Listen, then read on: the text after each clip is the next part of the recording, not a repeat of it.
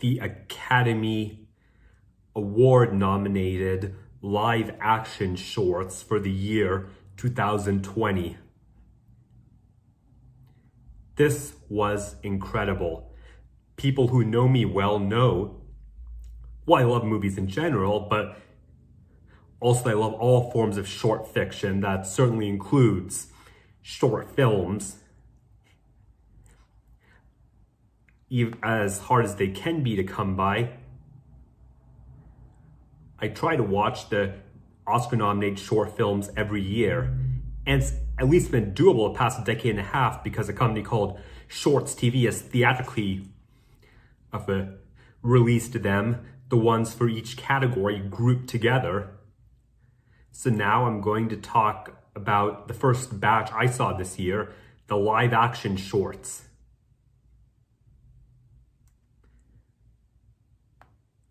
And I'll reiterate, the best batch of Oscar-nominated short films I've seen in all the, years. Well, the best shorts program of any kind. So, I mean, it's better than any previous Oscar-nominated batch. Of course, it's better than any random batch that's played together at a film festival. Yeah, just batting 1,000, every single one was incredible. And let's talk about them.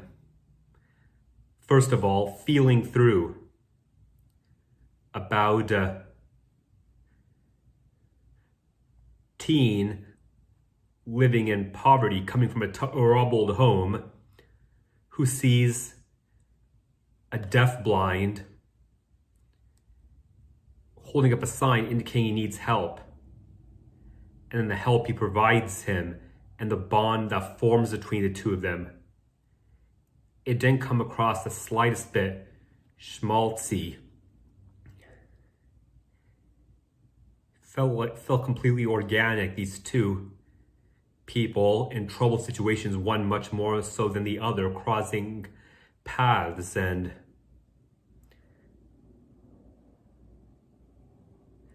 the necessary aid it provides to one and the healing it provides to the other one. So beautifully done, the direction top notch, the writing, the score, all of it. Wow. Second, we have The Letter Room, the only movie out of these in which I recognized one of the cast members. Actually, I recognized two in this case. The main one is Oscar Isaac, Poe from the Star Wars sequels, and then there's also a big role played by Alia Shawkat from Arrested Development. So Isaac plays a prison guard whose job includes reading correspondence sent to the inmates, proofing it make sure it's appropriate, and no secret plotting going on. In the process, he seems to have found out that one prisoner's girlfriend is going to kill herself because of how much she misses him. Then, getting concerned, he seeks her out. Captivating drama made doubly great by the two lead performances. Oscar Isaac has been such a variety of things, got such an eclectic resume, and now I'm starting to see he really is a terrific actor. Then we have The Present. It's set along the Israeli-Palestinian border, but I feel like with only minor modifications, it could be tweaked into great movies set along the US-Mexican border. But basically, it's about a dad wants to cross the border with his little girl just to get a refrigerator as an anniversary present for his wife.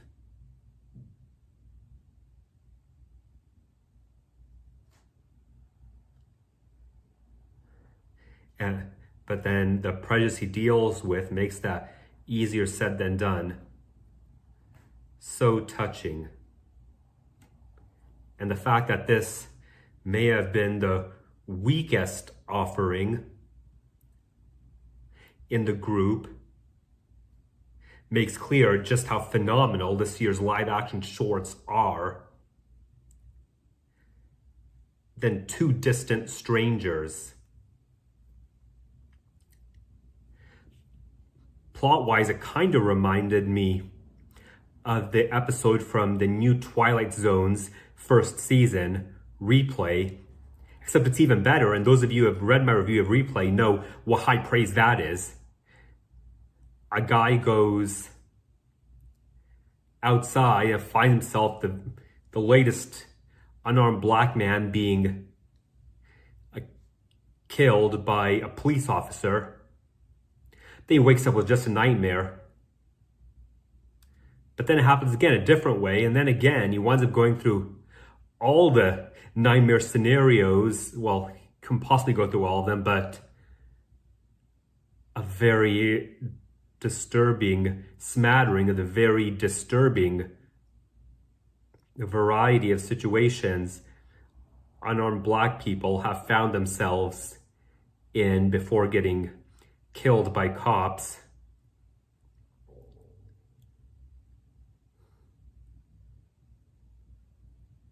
Wow, so haunting. You really don't know where it's going to go next, and it leads to an absolutely perfect ending with its message and all. I hope this one wins the Oscar over all this incredibly worthy competition. Speaking of which, one final movie, Wide Eye, again deals with immigration. It's set in a foreign country. It's in Europe, or Israel, I should say.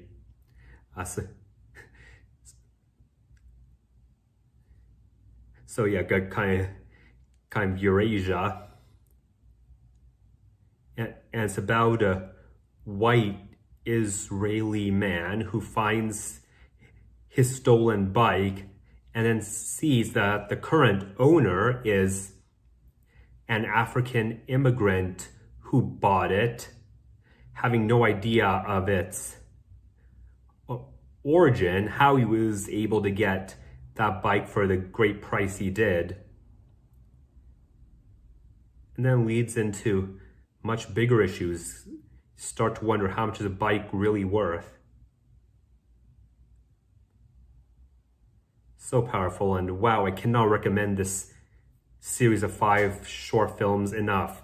Watch in theater if that's an option, but since not playing a lot of theaters also, these are just short films. They would play just as well on your TV screen, and yeah, you can go to shorts.tv and buy the package. One way or another, watch them.